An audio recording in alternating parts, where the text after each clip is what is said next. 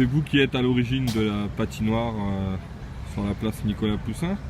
C'est la 3e année. Comment se monte un tel projet? Alors là, voilà, c'est ça, c'est la 3e année qu'on va monter donc ce projet de patinoire. C'était une envie que j'avais donc eu à l'époque. On avait financé ça avec difficulté. Le maire avait été très très heureux de ce projet-là. Donc maintenant c'est lui qui finance une bonne partie de la patinoire, du projet, et également les commerçants des Andelys et des alentours, et qui par la communication, par les banderoles qu'on installe autour, nous soutiennent justement pour animer la ville des Andelys. Et nous, le CLA de notre côté, les bénévoles, eux, font le nécessaire pour pouvoir amener un maximum de monde, pour égayer la ville. Voilà, c'est vraiment un partenariat vraiment avec l'ensemble des commerçants et la municipalité et le CLA. Parlez-nous de l'inauguration qui aura lieu ce soir.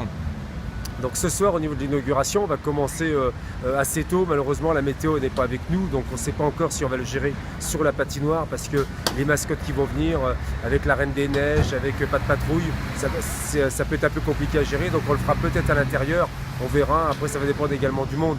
Notre objectif, c'est de le faire sous la patinoire, parce que c'est vrai que c'est quand même plus agréable de profiter de la patinoire et d'avoir le spectacle sur la patinoire. Maintenant, si on ne peut pas le faire, on le fera à l'intérieur. Et puis on va servir des vins chauds, des chocolats, donc les bénévoles seront là pour servir tout le monde et pour que ce soit vraiment la fête ce soir, quoi. Ensuite, après l'inauguration de la patinoire et l'ouverture, on va avoir un concert de gospel.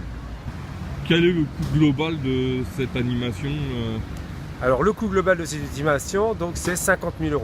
50 000 € qui sont financés en majeure partie par la municipalité, par les commerçants des Andelys, par les entrées de la billetterie. D'accord. Et vous espérez combien d'entrées sur la patinoire cette année? Ce qui serait bien, c'est qu'on fasse 4000 entrées.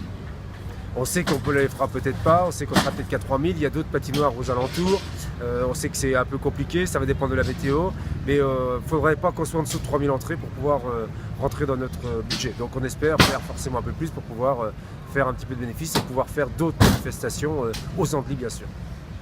Et est-ce qu'on peut déjà avoir une idée de ce que sera la clôture le 7 janvier ou... Oui, alors donc entre aujourd'hui et puis donc dans 2 semaines, donc le 7 janvier à la clôture, il va y avoir forcément plein d'animations.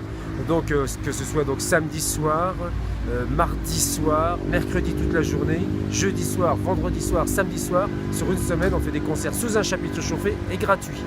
Et le 7 janvier, donc on fera la clôture de la patinoire avec forcément des surprises, puisque je ne vais pas dévoiler toutes les surprises. Il y aura forcément un beau final comme on avait fait également l'année dernière.